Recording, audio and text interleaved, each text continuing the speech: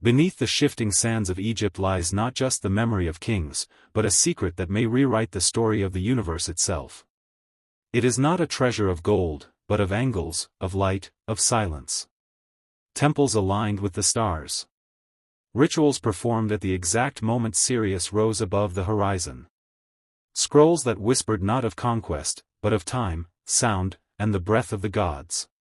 For 3,000 years, Egyptian priests served as custodians of a hidden architecture, one so vast, so precise, that even today we struggle to comprehend it. Could these linen-clad guardians have once held the key to the cosmic machine? To the casual eye, ancient Egypt is a land of pyramids and mummies. But to look deeper is to find a world of knowledge where power meant understanding the rhythms that governed all things. The priesthood was not a collection of mystics, but a network of astronomers, physicians, linguists, architects, and philosophers. They observed the skies not as poets but as analysts, aligning temples to solstices and star risings with an accuracy that still amazes modern science. These alignments were never decorative. They were functional, ensuring that rituals occurred in resonance with cosmic forces. The temples were not simply houses of worship. They were instruments. Living calendars of limestone and shadow. Imagine a sanctuary that awakens only once a year, when a single beam of sunlight pierces its heart. That is not art.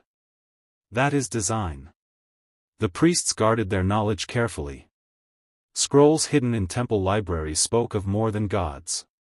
They described the body as a map of the heavens, breath patterns aligned with lunar cycles, numbers encoded as sacred proportions.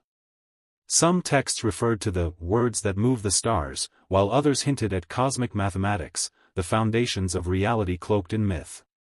At the heart of this hidden wisdom was Thoth, the divine scribe, later equated with Hermes Trismegistus. He was not merely a recorder of events, but the cosmic mathematician, credited with inventing writing, timekeeping, and geometry. His legendary Book of Thoth was said to contain the secrets of creation itself, too dangerous for common eyes. Knowledge in Egypt was sacred and tiered. It was passed through years of training and ritual initiation. Even pharaohs were often barred from the innermost chambers of wisdom. Some teachings were never written at all, preserved only through chants and ceremonies in sanctuaries under the stars. The principle that guided it all was Ma'at, truth, balance, cosmic order. To act against Ma'at was to disrupt the universe itself. Every ritual, every temple alignment, every incantation was measured against this invisible standard. The priesthood did not see themselves as serving gods, they saw themselves as maintaining the infrastructure of existence. Consider Karnak. At the winter solstice, the first rays of dawn traveled down its stone corridors, illuminating the hidden image of Ammonius in the holiest sanctuary. This was no accident. It was a ritual of renewal, recharging the god's essence for another year. Dendera, meanwhile, holds the famous zodiac, mapping planetary cycles with startling sophistication. At Edfu, inscriptions claimed temples were built according to a divine plan, as if each structure was a restoration of cosmic architecture itself. These temples were machines of resonance. Some chambers were designed with acoustics so precise that a whisper could transform into a chant of power. The Egyptians believed sound could awaken energies just as light aligned temples with the heavens.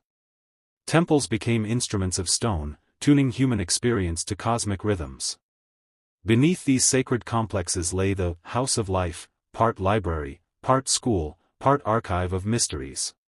Here, priests studied medicine, astronomy, philosophy, and ritual. The surviving papyri reveal surgical tools, diagnoses, even treatments for psychological stress, astonishing for their time.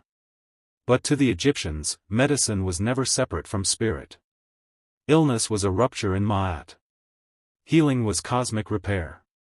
And then there were the scrolls we barely whisper of, incantations tied to planetary hours, dream incubation manuals, treatises on the powers of sound and frequency. These texts suggest the Egyptians may have reached for a unified understanding of existence long before modern science sought a theory of everything. What did they truly know? Did they merely record patterns of the sky, or did they glimpse the hidden code of creation itself?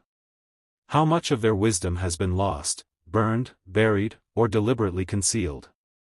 The priests moved without sound, erasing their own identities so their work might carry the weight of eternity. Their stones still stand, their alignments still echo. To walk their temples is to walk in tune with time, to glimpse a civilization that sought not to worship gods, but to house them. So tonight, we step into their silence. We walk the corridors of Karnak and Luxor, Dendera and Edfu. We listen to stones, to echoes, to shadows stretched across desert walls.